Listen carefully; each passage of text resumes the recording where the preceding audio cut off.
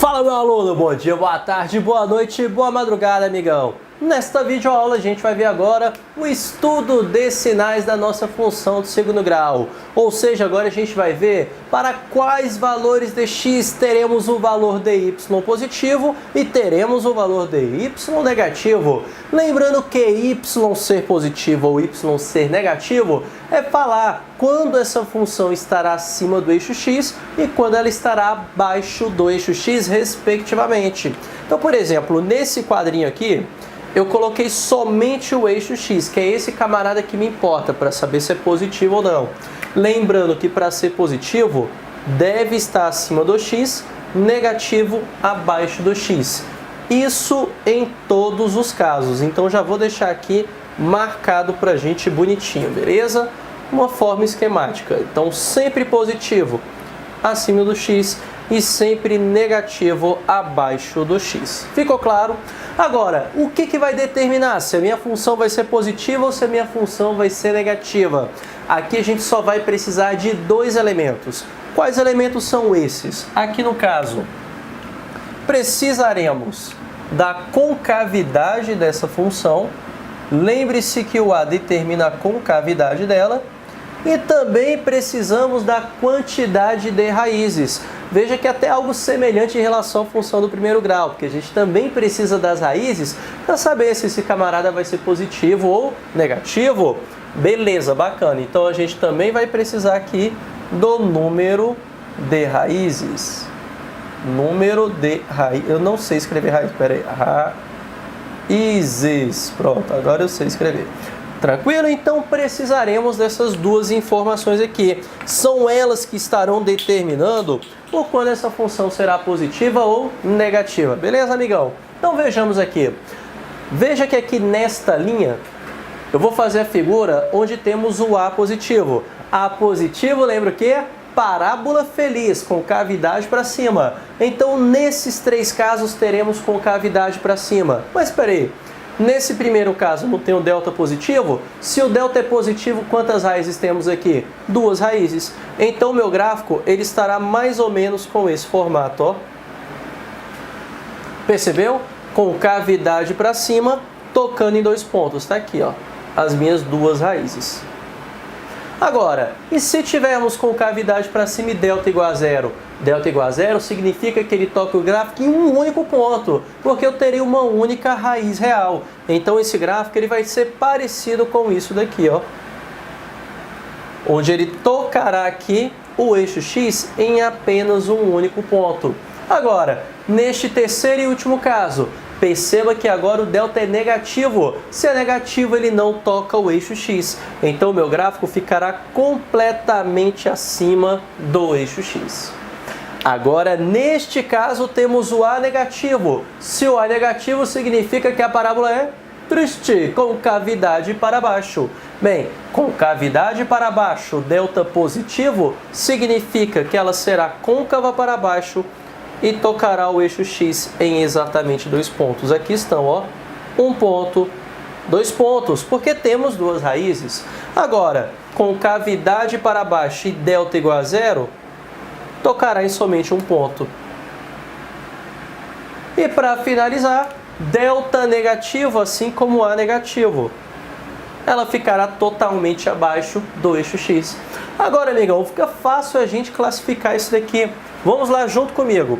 Fala para mim quais momentos e para quais valores de x teremos essa função negativa. Veja que o negativo ocorre entre as duas raízes. Tudo bem?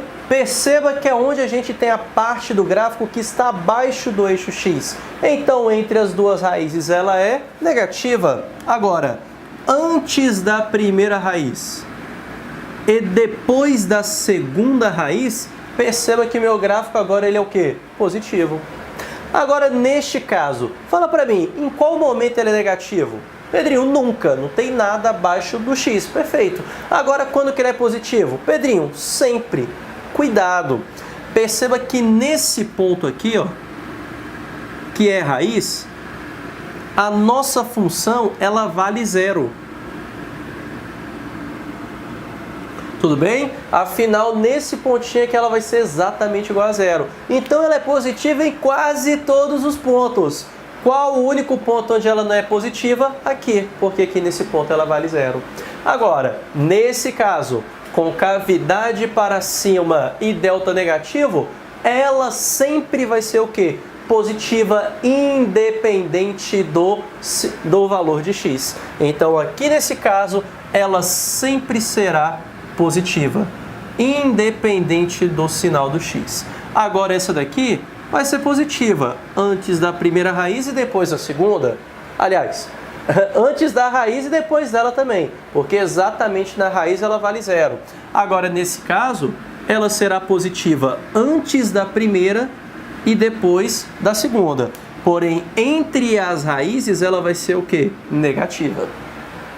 Perceba que aqui teremos as relações opostas. Veja que você não precisa decorar. O que você precisa para matar a questão sobre isso, amigão, é fazer um esboço do gráfico.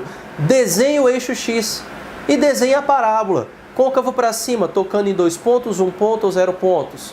Ou então, côncava para baixo, tocando em 2 pontos, 1 ponto ou nenhum ponto. Com isso daqui fica muito fácil você analisar. Olha esse caso novamente. Positiva acima do x. Se ela é positiva acima do x, significa que entre as duas raízes, essa função sempre será o quê? Positiva. Ou seja, para valores entre as duas raízes, ela é positiva.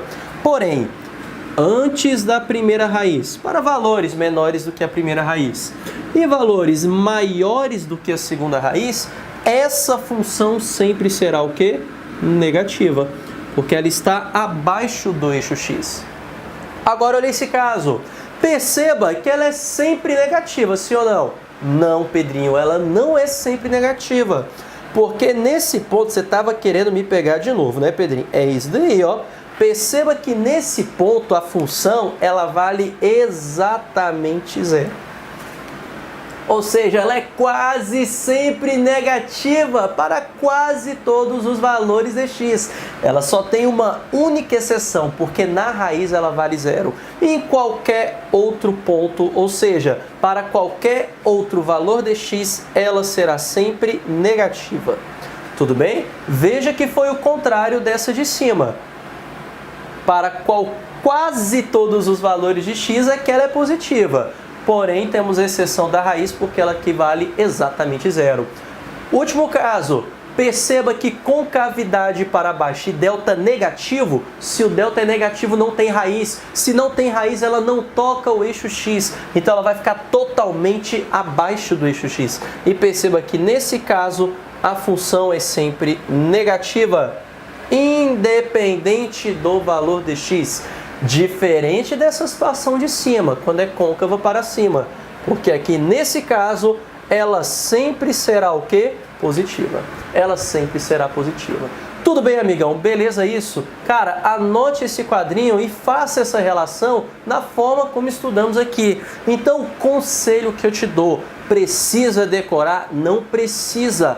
Faça sempre um esboço do gráfico que fica simples você analisar isso daqui. Quer ver? Eu vou colocar um pequeno exemplo, depois faremos mais exemplos sobre isso. Por exemplo, se eu tenho essa função x² menos 6x mais 8. Bem, em aulas passadas nós encontramos que as raízes dessa função aqui equivalem a x igual a 2 e x igual a 4.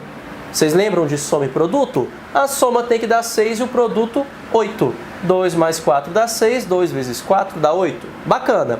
Agora eu te pergunto, qual a concavidade dessa função? Para cima, porque o a é positivo. Então, olha um pequeno esboço dessa parábola. Temos aqui o eixo x e temos aqui a nossa parábola. Obviamente, o menor valor vem primeiro, porque a reta cresce no sentido para a direita. E aqui, o segundo valor vem para cá. Agora vai lá, analisa esse gráfico que eu acabei de colocar para vocês. Significa que para valores menores que 2, a minha função é sempre o quê? Positiva.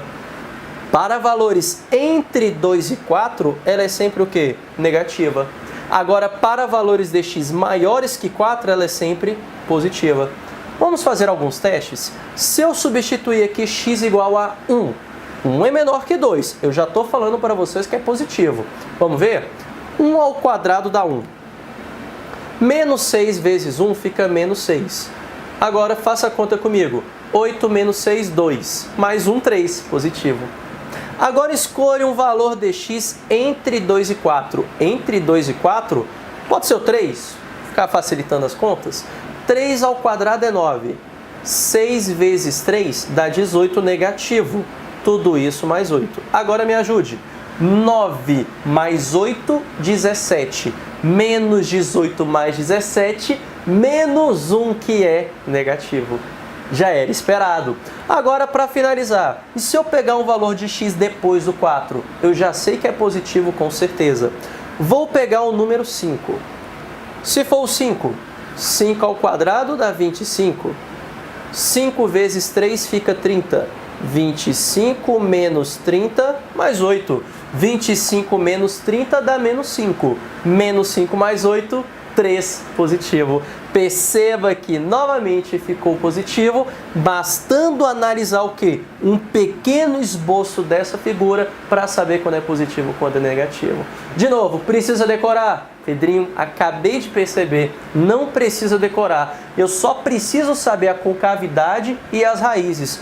Faça um pequeno esboço do gráfico com o eixo X, fica muito simples agora analisar quando é negativo e quando é positivo. Beleza, amigão? Tranquilo isso? Cara, estamos quase acabando a nossa teoria. Só falta a gente comentar agora sobre o vértice da parábola, para depois a gente falar sobre mais alguns exemplos de função do segundo grau e explanarmos tudo que trabalhamos até agora, todas as propriedades e também fazendo o desenho do gráfico da função do segundo grau. Belezinha? Então te aguardo na próxima aula onde veremos o vértice da parábola. Belezinha? Forte abraço e bons estudos para você. Valeu!